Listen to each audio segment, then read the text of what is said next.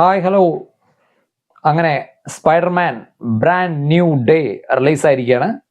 Tom ഹോളണ്ടിന്റെ Spiderman സീരീസിലെ മൂന്നാമത്തെ സിനിമ. അപ്പോൾ പ്രത്യേകിച്ച് ഒരു ഇൻട്രൊഡക്ഷൻ്റെ ഒന്നും ആവശ്യമില്ല.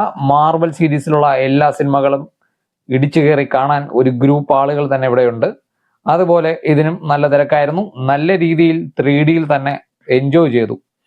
അപ്പോൾ സിനിമയെ പറ്റി വലിയൊരു ഡീറ്റെയിലിംഗ് ആയിട്ട് പറയാനില്ല. നമുക്കൊരു മിനിമം പ്രതീക്ഷ എപ്പോഴും ഉള്ള ഒരു സിനിമയാണ് സ്പൈഡർമാൻ.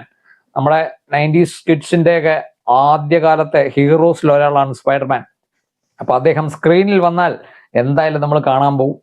അങ്ങനെ ടോബി മാഗ്വർ, ആൻഡ്രൂ ഗാർഫീൽഡ്, അങ്ങനെ മൂന്നാമതാണ് ടോം ഹോളണ്ട് സ്പൈഡർമാനായി വന്നിരിക്കുന്നത്.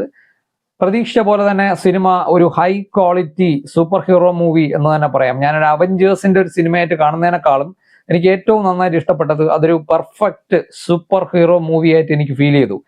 ഒരു നല്ല രീതിയിൽ വെറും ഈ ആക്ഷൻ സീനുകളുടെ അതിപ്രസരവും ജസ്റ്റ് ഇങ്ങനെ കഥയൊന്നും പറഞ്ഞുകൂടാതെ വെറുതെ കണ്ടിരിക്കാൻ പറ്റിയ ഒരു സിനിമയല്ല ഇതെന്ന് എനിക്ക് തോന്നി. കുറച്ച് സ്റ്റോറി ഓറിയന്റഡ് ആയിട്ട് കറക്റ്റ് നല്ല കഥ, തിരക്കഥ, ക്യാരക്ടേഴ്സ്, ഇമോഷൻസ്, പിന്നെ സിറ്റുവേഷൻസ്, കുറച്ച് ഫണ്ണ്, എല്ലാ എലമെന്റ്സും കറക്റ്റ് ആയിട്ട് വരുന്ന ഒരു സിനിമയായിട്ടാണ് എനിക്ക് തോന്നിയത്. സാധാരണ ഹോം കമ്മിങ്, മറ്റേ നോ വേ ഹോം, ഈ സിനിമകളെക്കാൾ കുറച്ച് വ്യത്യസ്തമായിട്ട് എനിക്ക് ഫീൽ ചെയ്തത് ആക്ഷൻ സീനുകൾ മാത്രം കണ്ടിങ്ങനെ എൻജോയ് ചെയ്യാനുള്ള, നമുക്ക് എല്ലാവർക്കും അതിലൊരു താല്പര്യമുണ്ട്, പക്ഷെ ആക്ഷൻ സീനുകൾ മാത്രം ഇങ്ങനെ എൻജോയ് ചെയ്ത് പോകുന്ന ഒരു പടമല്ല. നല്ല രീതിയിൽ ഒരു സ്റ്റോറി ബിൽഡ് ചെയ്ത് വന്നിട്ടുണ്ട്. അതിപ്പോ വില്ലനായാലും നായകനായാലും മറ്റ് കഥാപാത്രങ്ങളൊക്കെ ആയാലും എല്ലാവർക്കും അതിൻ്റെതായ ഒരു പ്രാധാന്യം കൊടുത്തിട്ടുണ്ട്. നല്ല രീതിയിൽ ഇമോഷണൽ കാര്യങ്ങൾ, പിന്നെ കുറച്ച് ആവശ്യത്തിന് കുറച്ച് തമാശകൾ, ഇതെല്ലാം ഉള്ള ഒരു പെർഫെക്റ്റ് സൂപ്പർ ഹീറോ മൂവി എന്ന് തന്നെ പറയാം. സ്പൈഡർമാനെ പോലെ തന്നെ മറ്റ് ക്യാരക്ടേഴ്സിനും നല്ല രീതിയിൽ പ്രാധാന്യമുണ്ട്. പിന്നെ ടെക്നിക്കലി ഒന്നും പറയണ്ട, മാർവൽ സീരീസിലെ തന്നെ ഏറ്റവും ബ്രൈറ്റ് ആയിട്ട് വരുന്ന വിഷ്വൽസ് ഒക്കെ ഉള്ള ഒരു സിനിമയായിരിക്കും എപ്പോഴും സ്പൈഡർമാൻ. അതുപോലെ തന്നെ ഇതും നല്ല ബ്രൈറ്റ് ആണ്. സ്പൈഡർമാൻ നല്ല കാണാനൊക്കെ നല്ല അടിപൊളിയാണ്. പിന്നെ ആക്ഷൻ സീൻസ് എടുത്തു പറയാം. ആക്ഷൻ സീൻസ് ഉണ്ട് എന്ന് വെച്ചാൽ വാരിക്കോരി ഇങ്ങനെ ആക്ഷൻ സീൻസ് ഇട്ടിട്ടില്ല. കഥയ്ക്ക് അനുയോജ്യമായ രീതിയിലാണ് ഈ ആക്ഷൻ സീനുകൾ വരുന്നത്. അത് വളരെ നല്ലൊരു കാര്യമാണ്. ഒരു കൊച്ചുകുട്ടിക്ക് ചെന്നിരുന്ന് ഇങ്ങനെ ചുമ്മാ ഇങ്ങനെ കണ്ട് തീർക്കാൻ പറ്റുന്ന ആക്ഷൻ സീൻസ് ഒരുപാട് ഉള്ള ഒരു സിനിമയല്ല. വിത്ത് സ്റ്റോറി ആ സീനുകൾ ഇങ്ങനെ പോകുന്നുണ്ട്. പിന്നെ ആക്ഷൻ സീൻ ഒന്നും പറയാനില്ല, വേറെ ലെവലാണ്. പിന്നെ 3Dയെ പറ്റി എൻ്റെ അമ്മോ, 3Dയെ പറ്റി ഒന്നും പറയാനില്ല, ഞെട്ടിപ്പോകുന്ന 3D സെറ്റപ്പ് ആയിരുന്നു. അത് ഞാൻ തിയേറ്ററിൽ ഇരിക്കേണ്ട സീറ്റിംഗ് പൊസിഷനിൽ ഇരുന്ന് 3D കണ്ടിട്ട് തന്നെയാണ് പറയുന്നത്. റിക്ലൈനറിൽ മിഡിൽ സീറ്റിൽ ഇരുന്ന് 3D കണ്ടിട്ടാണ് ഞാൻ ഈ പറയുന്നത്.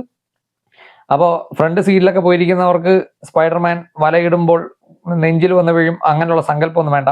3D ഞാൻ എപ്പോഴും പറയാറുള്ള പോലെ ബാക്കിലിരുന്ന് തന്നെ എൻജോയ് ചെയ്യണം.